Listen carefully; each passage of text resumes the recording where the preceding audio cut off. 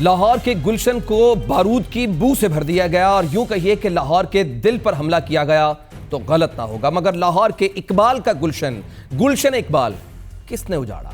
ये जो 72 मासूमों की जान गई, इसके कातिलों का क्या बना? कहां से आए थे ये कातिल? कहां गए और इन मासूमों के सैकड़ों अपनों को के आंसू पूछे गए या नहीं?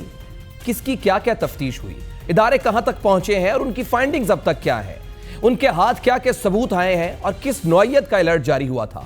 ये जो अलर्ट मैंने अपने पिछले उसी में बताया, वो अलर्ट किस नौयत का था और उसका क्या फाइंडिंग्स आई? जब ये हमला हुआ उस वक्त लाहौर की सिक्योरिटी की सूरत हाल क्या थी? गुलशन इकबाल पार्क की सिक्योरिटी की सूरत हाल क्या थी? और क्या ये हमला रॉ का जो अहलकार गिरफ्तार हुआ है बलोचिस्तान से, उसकी गिरफ्तारी का कोई रद्द-ए-अमल है?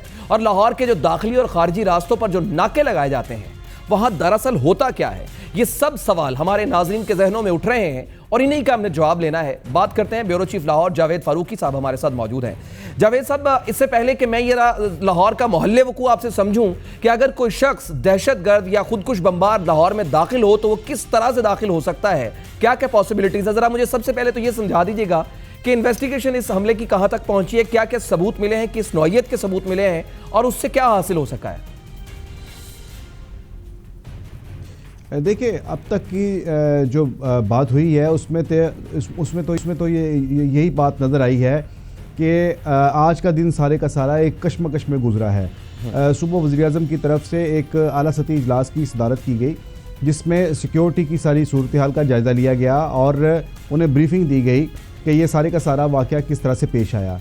उसके बाद एक ख़बर आई कि फ़ौज की तरफ से यहाँ पर आज खुद एक नोटिस लेते हुए एक ऑपरेशन लॉन्च किया जा रहा है।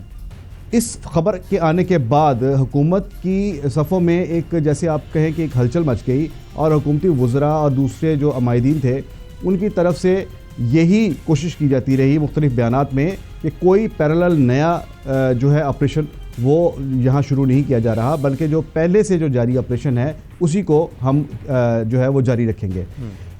इस बात का ये जो मौक़िफ़ इख्तियार किया गया, इसकी एक बैकग्राउंड है। ये बैकग्राउंड इस तरह से है कि आज तक जितनी भी रिपोर्ट्स आई, जितने भी मुख्तलिफ महकमों ने अपने अपने हवाले से एक तहकीक की, इसमें तो हमेशा ये कहा गया कि पंजाब में दहशतगर्दों के ठिकाने हैं जिन पर काम करना ज़रूरी है, जिनकी बेख करनी ज़रूरी है। लेकिन पंजाब हुकूमत की तरफ से बदकिस्मती से आज तक एक स्टेट ऑफ डिनाइल में जैसे होती है पंजाब गवर्नमेंट, उनकी तरफ से यही कहा गया कि ये सरासर पंजाब गवर्नमेंट की गवर्नेंस के ख़िलाफ़ एक प्रोपेगेंडा है और पंजाब में किसी जगह पर भी कोई जावेद साहब जरा रुकिएगा जावेद साहब। अब मुझे स्पेसिफिकली मैं जरा इसके ऊपर जाता हूं। मैं अगला सवाल मेरा यही था कि ऑपरेशन की क्या वजूहात थी या प्रो कॉन्स क्या थे इसके, जरा मुझे इन्वेस्टिगेशन का जरा क्लियर कर दीजिएगा, हमारे नाज़रीन को बता दीजिएगा कि अभी तक क्या क्या शवाहिद मिले हैं।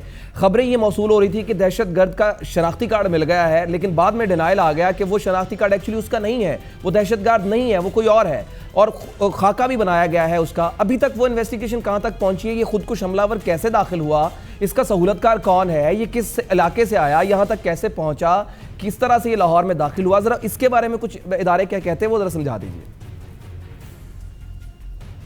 देखिए, एक तो शनाख्ती कार्ड वाली बात जो थी वो बड़ी मज़ाक़ खेज़ थी इस हवाले से कि एक दहशतगर्द, ये बड़ी अजीब सी बात है कि उसके बारे में आप ये कहते हैं कि उसकी जेब से ये शनाख्ती कार्ड बरामद हुआ है। मतलब ये कि ये कौन सा दहशतगर्द होगा जो अपना शनाख्ती कार्ड लेकर दहशतगर्दी की कार्रवाई करने चलाएगा।